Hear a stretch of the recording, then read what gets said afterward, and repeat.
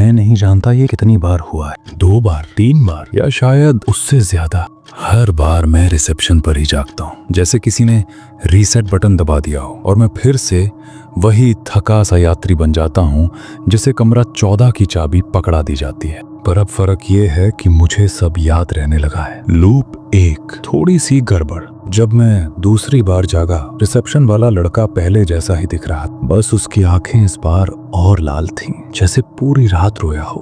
उसने फिर वही लाइन कही, साहब अभी बस एक ही कमरा खाली है।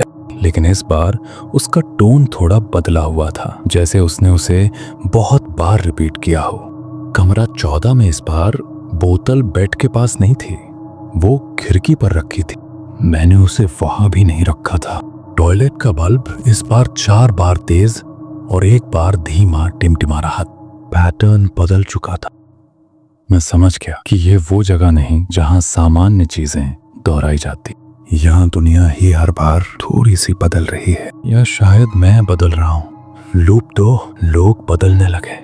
तीसरी बार जब मैं रीसेट हुआ तो रिसेप्शन वाला लड़का था ही नहीं। वहाँ एक बूढ़ा आदमी था, वही काउंटर, वही चाबी, पर उसकी आवाज दूसरी थी। साहब बस एक ही कमरा खाली है। उसकी मुस्कान अजीब सी खिंची हुई थी, जैसे किसी ने उसके चेहरे की स्किन को सिया हो और उसे मुस्कुराने के लिए मजबूर किया। मैं कांप गया पर चाबी ले ली।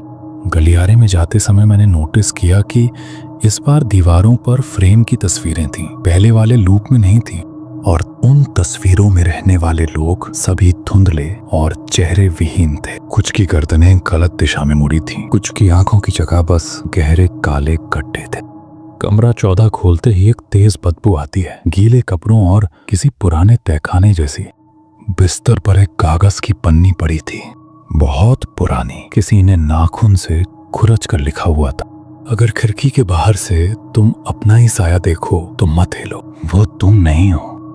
मैं कागज गिरा देता हूँ और पीछे हट जाता हूँ। इस बार कमरे में कुछ और भी था। कदमों के निशान मिट्टी से भरे हुए जो बिस्तर से खिड़की तक जाते थे, जैसे कोई भारी इंसान गीली जमीन से चलकर आया हो। मुझे नींद नहीं आई, फिर भी किसी वजह से मैं सो ही गया, और जब उठा मैं फिर रिसेप्शन पर था।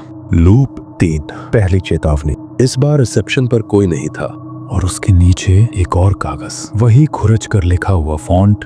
इसमें लिखा था, ये तीसरा लूप है, चौथे में तुम्हारे साथ कोई और भी आएगा। मेरी सांस रुक गई।